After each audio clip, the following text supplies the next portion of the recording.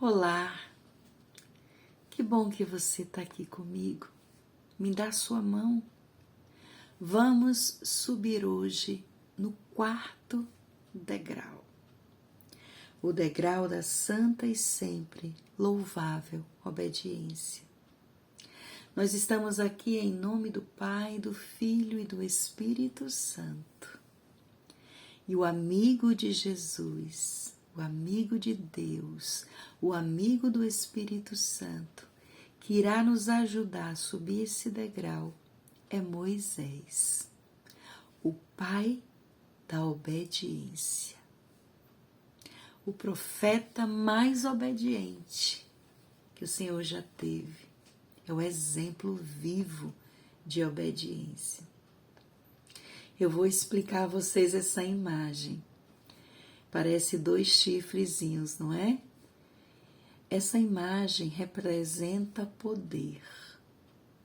Toda imagem de santo que você vê os 2 chifrezinhos ou semelhantes representa poder. Aí são jatos de plasma.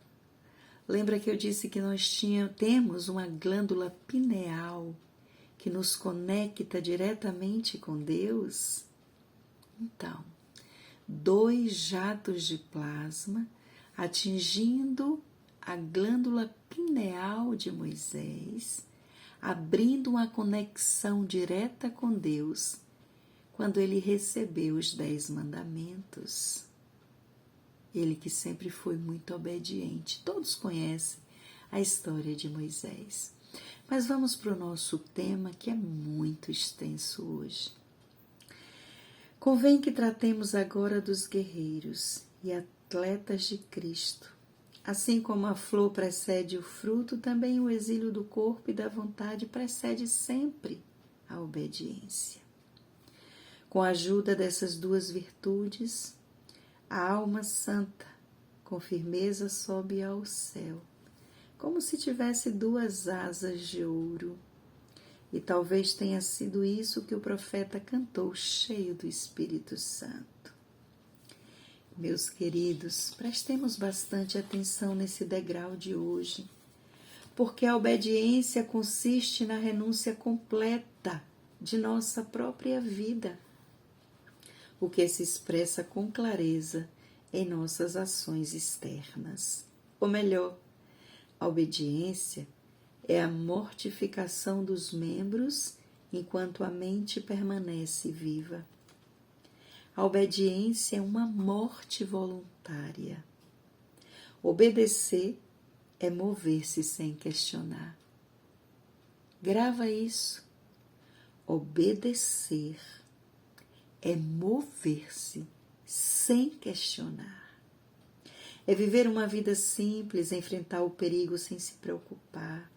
A obediência é um meio espontâneo de obter a defesa diante de Deus. É um destemor perante a morte. É peregrinar em segurança, sem temer armadilhas e tempestades. A obediência é o túmulo da vontade e a ressurreição da humildade. Presta atenção, um cadáver não discute ou questiona o que é bom ou o que parece ser mal. O pai espiritual que guiar com devoção a alma do noviço à morte responderá por tudo. Com efeito, obedecer é renunciar de todo amor próprio, de todo próprio julgamento, a fim de submetê-lo com perfeição ao seu superior. Quando antes de entrar nessa vida religiosa, nessa escolha de seguir o chamado de Deus, decidimos-nos a inclinar o pescoço e a confiarmos a outra pessoa no Senhor, levados pela humildade e por um desejo verdadeiro de salvação. Se houver em nós algum vício ou orgulho, devemos primeiro questionar, examinar e, por assim dizer, até mesmo testar nosso diretor, para que não nos equivoquemos e tomemos um marinheiro por piloto, ou um doente por médico, ou um homem tomado de paixões por um que esteja livre delas.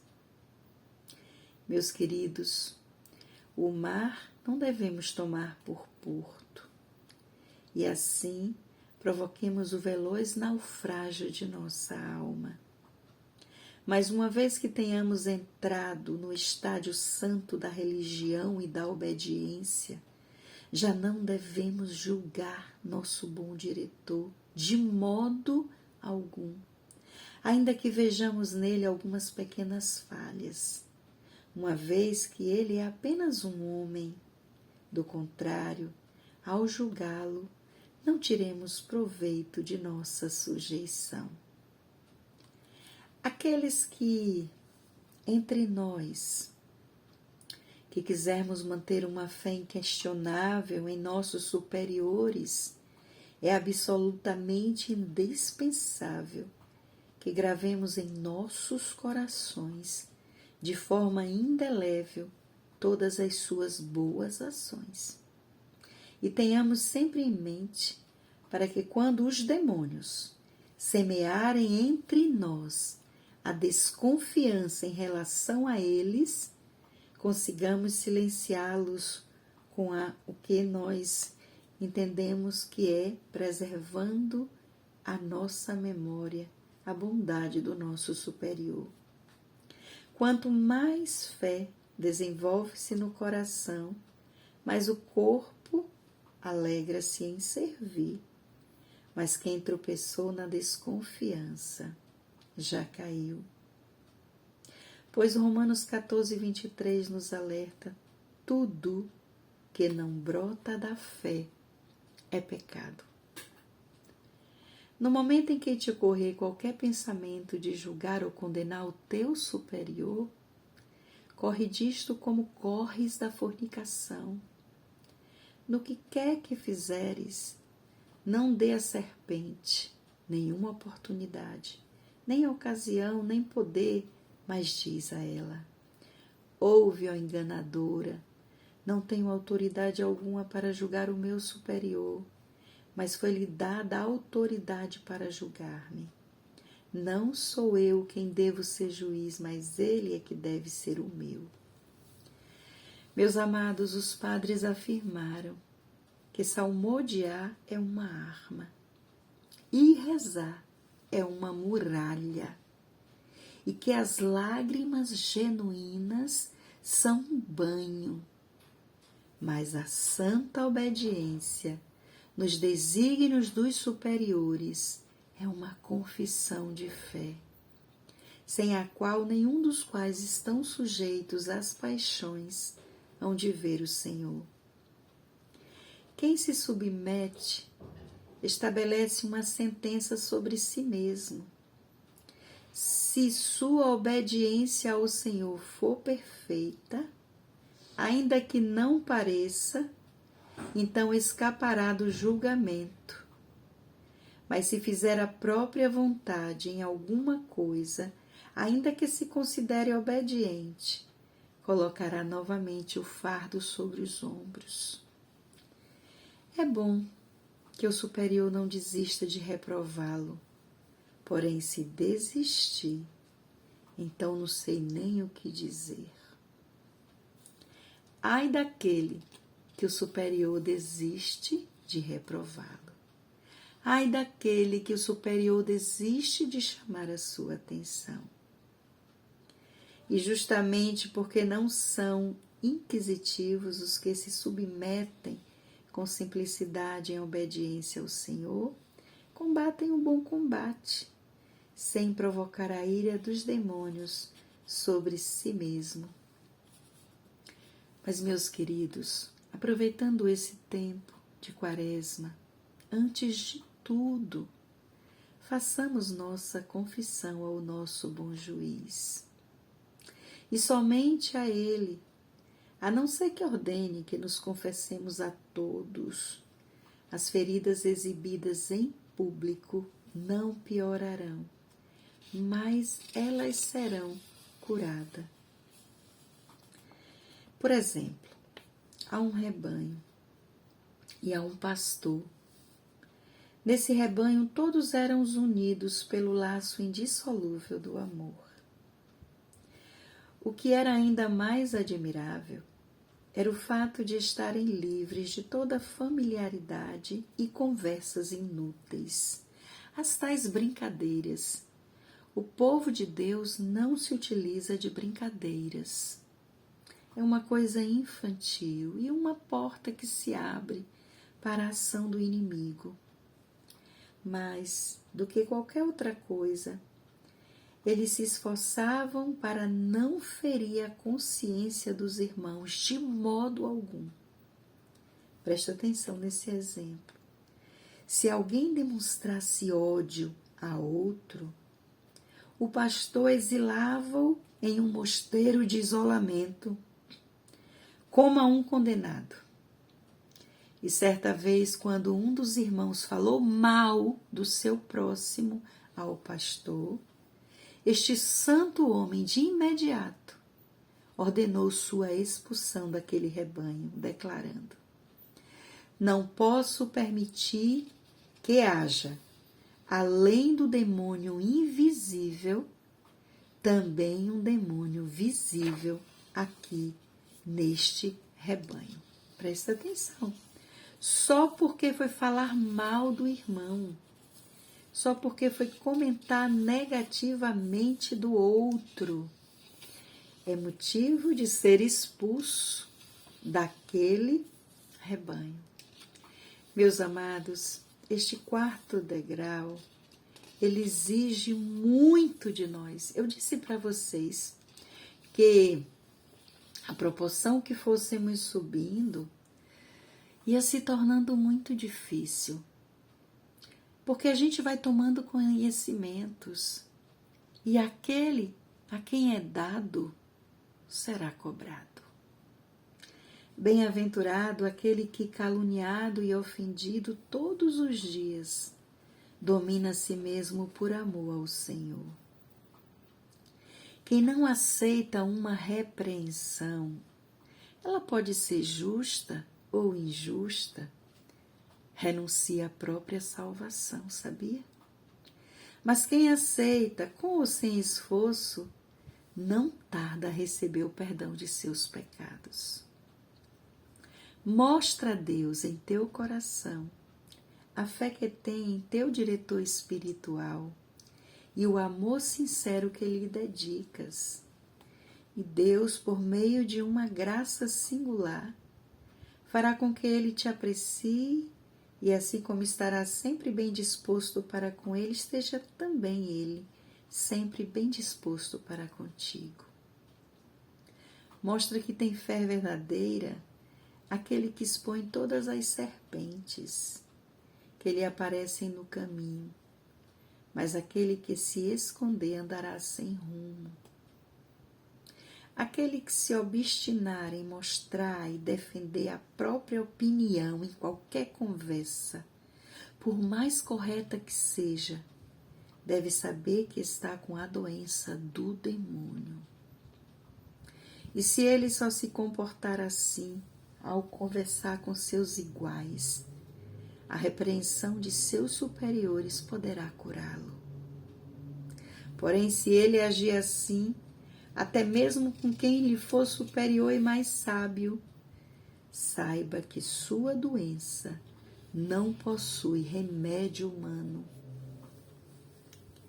Quem não é submisso ao falar, de certo não será ao agir, pois quem é infiel no pouco, também é no muito. E é grande a dificuldade de controlar um tal defeito. É em vão que esse religioso se esforça e nada alcançará de sua santa obediência a não ser o seu próprio julgamento. Aquele que guarda a obediência a seu pai espiritual e mantém pura e sem mancha, espera pela morte como por um sono, ou melhor, como pela vida, e não teme, pois está certo que quando partir seu diretor será chamado a prestar contas e não ele. Aprendamos a verdadeira obediência quando, na ausência do superior, imaginamos a sua face e a sua presença e evitamos qualquer encontro, palavra, alimento ou descanso, ou qualquer pensamento que o desagrade. Os filhos falsos alegram-se na ausência do seu professor, mas os verdadeiros julgam um prejuízo a sua ausência. Quem vive em obediência evita duas armadilhas contínuas. Armadilhas que são representadas por serpentes. Você sabe que o demônio luta contra os obedientes? E muito. Em outras vezes, joga os obedientes na esterilidade, na aridez, e os faz preguiçosos na oração, indiferentes, e confunde-os com a escuridão espiritual. A fim de afastá-los da luta, o demônio cega o obediente, não lhe permitindo que veja os frutos de sua obediência, fazendo pensar que está regredindo. E o demônio também o cega, para que não enxergue que a suspensão providencial da bênção ou bens imaginados tem por resultado uma mais profunda humildade. Alguns repelem esse enganador com paciência. Contudo, na nossa resistência, enquanto ele nos sussurra as suas mentiras, um outro anjo se aproxima de nós e tenta tirar-nos daquela tentação. A segunda serpente.